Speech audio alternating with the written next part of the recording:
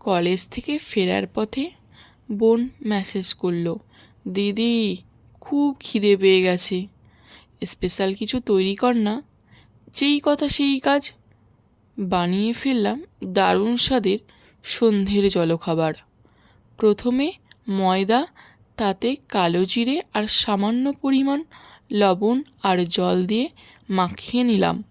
তৈরি হয়ে গেল একটা সফট ডো। তারপর উনানে চাপিয়ে দিলাম কড়াই, তাতে বাদামগুলোকে ফ্রাই করে তুলে নিয়ে সেই তেলে 5 ফোড়ন দিয়ে আলুগুলোকে ফ্রাই করে নিলাম, আর তাতে যোগ করলাম বাদাম।